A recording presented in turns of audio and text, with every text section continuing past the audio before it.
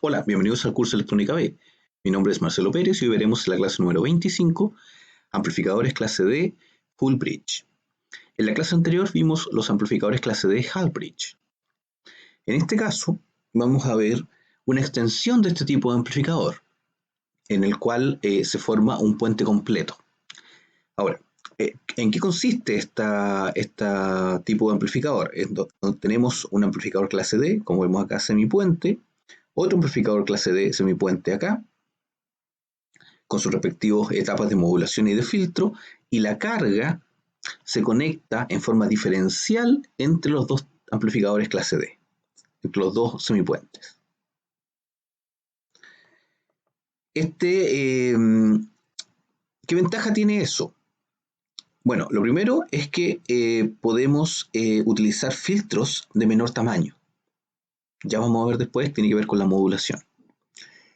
Segundo, bueno, la operación de estos dos semipuentes es independiente entre ellos, es decir, el amplificador de este lado puede operar en forma independiente al amplificador de este lado, pero recuerden que tiene que tener los transistores de cada semipuente aún están regidos por la restricción de que tienen que operar en forma complementaria. Es decir, Q1, cuando Q1 está encendido, Q2 está apagado, cuando Q3 está encendido, Q4 está apagado, y viceversa. ¿Ya? Eso es para evitar que haya un cortocircuito entre VDC y menos VDC. ¿Sí? Siempre hay uno encendido y uno apagado. Lo mismo en el de acá. Pero entre este y este pueden operar en forma independiente. Este tipo de convertidor también se llama convertidor puente H. Así lo pueden encontrar en la literatura. Y tiene la característica de que se pueden utilizar dos modos de conmutación, dos modos de modulación. La bipolar y la unipolar. Vamos a revisarlos en detalle cada uno de ellos. En el caso de la modulación bipolar, tenemos que los dos semipuentes funcionan en forma complementaria. Es decir, se enciende Q1 y Q4 y Q3 y Q2 al mismo tiempo. ¿Ya? Entonces, bueno, tenemos que, por restricción de cómo operan los semipuentes, Q1 y Q2 son complementarios, igual que Q3 y Q4, eso es lo que se indica acá. Luego, como ya les mencioné, Q1 y Q4 operan al mismo tiempo, igual que Q3 y Q2. En este modo de operación, en esta modulación, los dos puentes no son completamente independientes, sino que los disparos de los transistores están invertidos uno del otro. Entonces, ¿qué es lo que pasa cuando operamos de esta forma? Cuando está encendido, tenemos solamente dos estados de operación. Cuando el Q1 está encendido, Q2 está apagado, Q3 está apagado y Q4 está encendido. En esa condición, entonces, si el Q1 está encendido, el punto positivo del Vout se conecta a VDC. Si el Q4 está encendido, el punto negativo del Vout se conecta a menos VDC, y por lo tanto el voltaje de salida, que es la diferencia entre el punto positivo y el negativo, es VDC menos VDC, es decir, 2 VDC. Ese es el voltaje que tengo en la carga, en ese estado de conmutación, ¿cierto? En ese estado donde están encendidos y apagados los transistores. El otro estado es cuando Q1 está apagado y Q4 están apagados. En ese caso tenemos Q2 y Q3 encendido. Como Q2 está encendido, este punto, el punto más del voltaje de salida, está conectado a menos VDC. Y como el Q3 está encendido, el punto menos del V de salida se conecta a más VDC. Entonces el voltaje de salida correspondería a menos VDC menos VDC, es decir, menos 2 VDC. Esto quiere decir que esta modulación bipolar, en donde coordinamos la operación de los dos semipuentes, solamente genera dos voltajes de salida, más VDC, en el caso en que Q1 y Q4 estén encendidos, y menos VDC, en el caso en que Q2 y Q3 están encendidos. Ustedes pueden ver acá que efectivamente en este caso está normalizado, ¿cierto? A 1 dividido por VDC, entonces nos queda que el voltaje de salida solamente puede generar un voltaje positivo y un voltaje negativo. En la modulación unipolar, los dos semipuentes funcionan en forma independiente. ¿Ya? Ahora, se mantiene la restricción de que el Q1 y el Q2 tienen que ser complementarios, al igual que el Q3 y el Q4. Eso es para evitar que haya un cortocircuito en las fuentes. Siempre tienen que trabajar en forma complementaria. Pero ahora, como el semipuente de la derecha y el de la izquierda pueden trabajar en forma independiente, no están unidos como en el caso del bipolar, se pueden dar 4 posibles combinaciones. En el primer caso, Q1 está encendido, Q2 está apagado, por supuesto, y Q3 está encendido y Q4 está apagado. Es decir, tengo Q1 y Q3 encendido. En este caso, tengo entonces que el voltaje de salida va a ser el voltaje VDC menos el voltaje VDC, porque están conectados los dos hacia arriba. Por lo tanto, el voltaje de salida es 0. Luego, mantenemos este puente operando tal cual, o sea, el Q1 encendido, el Q2 apagado, pero invierto la operación del puente de la derecha. En este caso, Q3 está apagado y Q4 estaría encendido. Con Q1 encendido y Q4 encendido es el mismo estado que vimos en el modo bipolar, en donde el voltaje de salida correspondería a 2 VDC positivo. Que la fuente está conectada, perdón, la carga está conectada entonces entre esta fuente y esta fuente. Veamos ahora el otro caso. Tenemos Q1 apagado, Q2 encendido, Q3 encendido y Q4 apagado. En esa condición entonces tenemos Q2 y Q3 encendido y también ese es un estado, el mismo estado que estaba en el bipolar. Y en esta condición tenemos que el voltaje de salida es menos 2 VDC. El positivo está conectado a menos VDC, el negativo a VDC. Entonces estos dos estados que vimos recién, ¿cierto? Donde se genera el 2 VDC y el menos 2 VDC son los mismos estados que vimos, estados de conmutación me refiero, ¿cierto? Que vimos en la modulación bipolar. Veamos un último estado en donde tenemos que Q1 está apagado, Q2 está encendido, Q3 está apagado y Q4 está encendido, es decir, están encendidos los dos de abajo. En ese caso, entonces, el voltaje de salida, vemos, este está conectado abajo, por lo tanto es menos VDC, menos Q2 está conectado, por lo tanto es menos VDC, y eso me va a dar 0. Estoy conectando la carga entre menos VDC y menos VDC. No hay un voltaje de diferencia, por lo tanto es 0. Y a diferencia del caso bipolar, en el caso bipolar solamente teníamos los dos estados de operación de acá al medio. En el caso unipolar, en donde los dos puentes operan de forma distinta o independiente, tenemos además un estado 0, o dos estados 0 en realidad, el de arriba y el de abajo, en el cual el voltaje de salida es 0 si es que yo conecto Q1 y Q3, o Q2 y Q4, los dos de arriba o los dos de abajo. Por lo tanto, en este tipo de modulación yo puedo generar 3 niveles en el voltaje de salida. Puedo generar un voltaje positivo, un voltaje 0 y un voltaje negativo. Y si yo quiero hacer una sinusoidal, por ejemplo, emular la operación de una sinusoidal o cercano a una sinusoidal, podemos ver que puede seguir esta señal. En donde parte con un voltaje pequeño, llega a un voltaje máximo, ese voltaje empieza a disminuir, llega a un máximo negativo y después aumenta nuevo hasta llegar a 0. ¿Cómo calculamos o cuáles son las características que necesitamos conocer para poder calcular el voltaje de salida? Primero recuerden que el filtro de salida es un filtro de potencia, es decir, no tiene resistencias, no es un filtro hacia abajo que ustedes pueden diseñar con resistencia. Tiene que ser con elementos solamente reactivos, es decir, inductancias y capacitancias. La resistencia que ustedes ven acá, en este dibujo, corresponde a la carga, a la impedancia de la carga. Entonces ustedes tienen que tener utilizar la impedancia de la carga para poder diseñar la respuesta del filtro. Bien. Recuerden que el voltaje de salida entonces se componía de la fundamental del voltaje de entrada más todas las componentes de alta frecuencia que eran generadas por la modulación.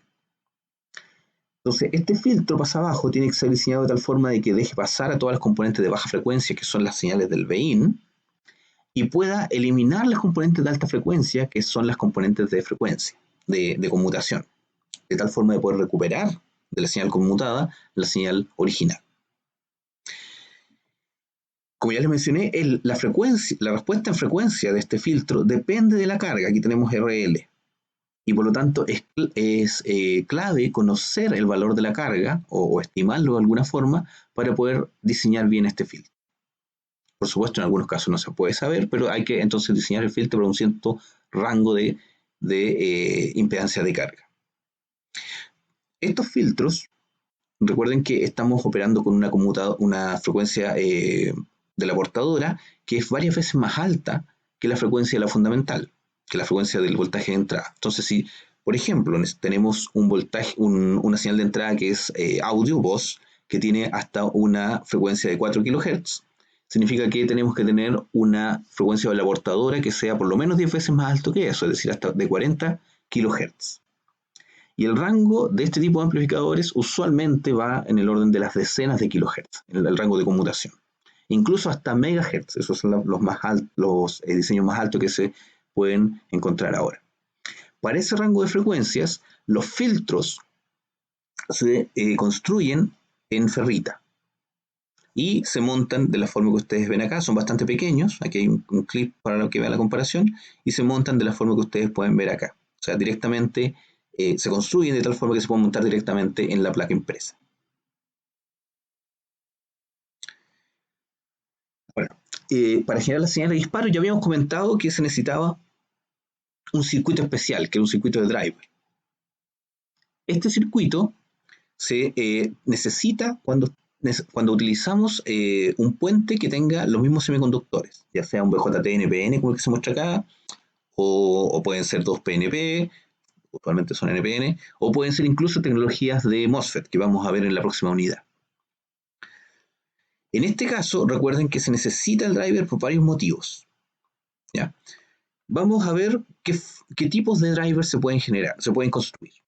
Primero, vamos a considerar entonces un semipuente, un Q1, un Q2, ¿cierto? En donde tenemos un voltaje VDC de alimentación para el Q1 y para el Q2, y el Q2 está conectado a tierra. Es decir, el voltaje Vout en los tres casos puede ser o 0, tierra, ¿cierto? O VDC. Para poder encender el Q2, lo único que se necesita es un buffer. Y ese buffer puede estar conectado a tierra. ¿Por qué? Porque el Q2, el emisor del Q2 está conectado a tierra.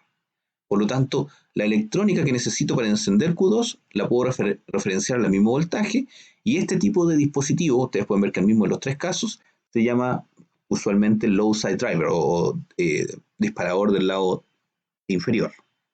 Ese es el nombre técnico que tiene. Sin embargo, el transistor de arriba tiene el problema de que el emisor de ese transistor está conectado al punto Vout. Por lo tanto, el voltaje que genere en este punto no puede estar referenciado a la Tierra. Tengo que generar una fuente flotante. Tengo que generar una fuente cuya Tierra la pueda conectar de alguna forma a este punto, Vout. Para ello, se puede utilizar distintas alternativas. La primera, utilizar, por ejemplo, un transformador de pulsos.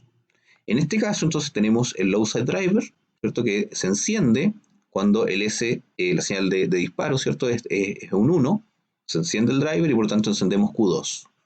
Luego utilizamos un valor negativo, un valor negado, perdón, para Q1, por lo tanto cuando este se apaga, se genera un pulso, ese pulso se transmite a través del transformador de pulso y se enciende el Q1. Es decir, se encienden en forma complementaria Q1 y Q2 gracias a este negador que tenemos acá. Ahora, esta solución sirve cuando el ciclo de trabajo es cercano a 0,5. El ciclo de trabajo me refiero a la cantidad de tiempo que está encendido con respecto a la cantidad de tiempo que está apagado. ¿Por qué? Porque si ponemos una señal continua acá, es decir, la diferencia entre el tiempo encendido y apagado es muy grande, se genera un valor continuo y ese valor continuo puede saturar el transformador y por lo tanto requiere un diseño especializado. La otra solución es utilizar lo que se muestra acá, un high side driver, un disparador de lado superior. En este caso, se utiliza la señal de entrada, ¿cierto? Dispara directamente al de abajo, y luego se utiliza un level shifter. Este circuito, si recuerdan, lo vieron en el amplificador operacional, es uno de los elementos que está dentro del amplificador operacional, y lo que hace es trasladar el voltaje, las señales de control desde el voltaje referenciado a tierra a un voltaje que no está referenciado a tierra. En este caso está referenciado al punto BS más BCC. ¿Por qué este voltaje es distinto? Ahora, este voltaje, este BCC, está referenciado aquí, ¿cierto? Ustedes ven acá BCC, pero tiene que estar referenciado con respecto a este punto. Es decir, para alimentar este circuito que tenemos que es el driver, que son dos transistores complementarios, necesitamos generar una fuente independiente cuya tierra se conecte a este punto. Esa fuente independiente la conectamos para que alimente al inversor, al level shifter inversor y al high side driver. Con eso entonces podemos generar pulsos de disparo aquí, que están referenciados ya no a tierra, sino a este punto. Por lo tanto, si podemos generar un voltaje, un pulso de voltaje acá, con este punto, a través de la corriente, de la resistencia, entonces generamos la corriente necesaria para encender el transistor de arriba. La tercera solución es utilizar un isolated high side driver, es decir, un driver del lado superior aislado. En ese caso, el aislamiento se produce en forma usualmente óptica. Y todo el circuito que está antes de la aislación óptica está referenciado a la misma tierra. Es decir, tenemos, bueno, por supuesto, mantenemos el low side driver aquí, referenciado a tierra. Luego tenemos un inversor que nos permite generar un pulso acá que es negado del de abajo, de tal forma de encender el Q1 en forma inversa al Q2. Y la entrada del aislador, ¿cierto? Del buffer, está aislada con respecto a la salida. La entrada se alimenta usualmente con el mismo VCC y la misma tierra, pero la salida la tenemos que conectar al BS más un cierto voltaje. Ese voltaje se genera nuevamente con una fuente aislada, cuya tierra está conectada en BS. Y esa fuente aislada entonces provee la energía suficiente para enviar un pulso de corriente hacia Q1. ¿Ya? Como pueden ver, es necesario, si utilizamos esta topología, ¿cierto? Esta forma de este circuito, necesitamos entonces usualmente esta fuente aislada adicional para encender el transistor de arriba. Ahora, podemos ver que los transistores que hemos mostrado hasta ahora han estado construidos siempre con transistores BJT. Sin embargo, en la realidad es difícil encontrar amplificadores clase D que estén hechos con BJT, por varios motivos. Uno es por, como ya les mencioné, el voltaje de colector emisor de saturación, que es relativamente alto y por lo tanto genera pérdidas, pero además por la velocidad con la cual estos semiconductores operan. Porque para encender un transistor BJT ustedes necesitan cargar la base. O sea, llenar la base con la cantidad de electrones necesarias para que se empiece a producir el fenómeno de circulación de corriente. Y por lo tanto, se tienden a utilizar dispositivos, y eso toma un cierto tiempo. Son nanosegundos, pero igual es un tiempo en términos de conmutaciones muy grande. Para reducir ese tiempo, usualmente se ocupan otro tipo de semiconductores. Por ejemplo, los MOSFETs. Y ustedes pueden ver acá un puente H, un puente completo, construido a través de MOSFET. Este es el símbolo del MOSFET. Y además tiene una serie de diodos que ayudan a la conmutación cuando la carga es altamente inductiva. Estos MOSFET tienen la característica, lo vamos a revisar mejor en el próximo capítulo, de que son operados por voltaje. Y pueden conmutar a una velocidad más alta que los transistores BJT. Y de esa forma, y también producen, la caída de tensión que producen en el estado de encendido es mucho menor. Por lo tanto, permite generar menos pérdidas y lograr una conmutación más rápida. Acá ustedes pueden ver una serie de dispositivos que se pueden utilizar. El BJT, el FET, esto no se ocupa mucho para conmutación. El MOSFET sí, y en este caso se muestra el MOSFET HMT, que es una mezcla entre un MOSFET y un FET. Y tenemos también estos otros tipos de semiconductores que están basados en la tecnología BJT, que es, bueno, el IGCT no, ese está basado en cómo funciona un diodo, un tiristor, eso lo pueden ver, vamos, en el próximo curso en realidad. Pero tenemos el IGBT, que es una combinación de un MOSFET y un BJT, donde el circuito de potencia, ¿cierto? Ustedes pueden ver acá en el símbolo lo indica que es muy parecido a un transistor, pero en la base está aislada, y de hecho no se llama base, se llama gate. Y ese funciona a través de voltaje, no de corriente. Por lo tanto, tiene las características del MOSFET en la etapa de encendido. Y tenemos también los MOSFET de silicio carburo.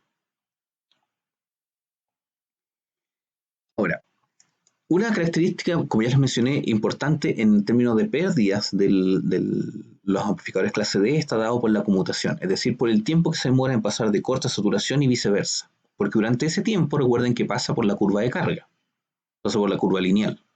Entonces, lo ideal es hacer semiconductores que demoren lo menos posible en pasar por esa curva de carga. Y actualmente se han construido varios tipos de materiales semiconductores que nos permiten lograr esa característica. El principal de ellos es el carburo de silicio, que actualmente ustedes lo pueden encontrar comercialmente el nombre que lo pueden encontrar es SiC, como ustedes pueden ver acá, y es un material que nos permite entonces encender y apagar los semiconductores mucho más rápido que el silicio puro. Acá ustedes pueden ver un semiconductor, se llama IGBT, que estaba hecho en silicio y cuyas características de operación de encendido y apagado, en este caso de encendido, de apagado, están en negro, en la curva negra que ustedes ven acá. Y tenemos el silicio carburo, SiC, que están en rojo. Como pueden ver, el disparo de estas señales es mucho más rápido que la señal roja, ¿cierto? Que la señal negra. Y por lo tanto, podemos conmutar de forma más rápida. Acá en la figura de abajo, ustedes pueden ver las pérdidas en términos de energía, de pérdidas de conmutación. Y pueden ver en azul están todas las, perdón, en rojo, rojo líneas segmentadas, están todas las curvas que nos indican las pérdidas para semiconductores hechos con silicio. Mientras que en las curvas azules ustedes pueden ver que están todas las pérdidas asociadas a los semiconductores de silicio carburo y como pueden ver es bastante más menores que los de silicio y por lo tanto generan menos pérdidas. Este tipo de tecnología, tanto el de silicio carburo como la de nitrato galio, que es otra tecnología nueva, han permitido entonces extender el uso de los amplificadores clase D, de los convertidores de potencia, en muchas aplicaciones. Bien, con eso terminamos entonces la clase de hoy. Muchas gracias.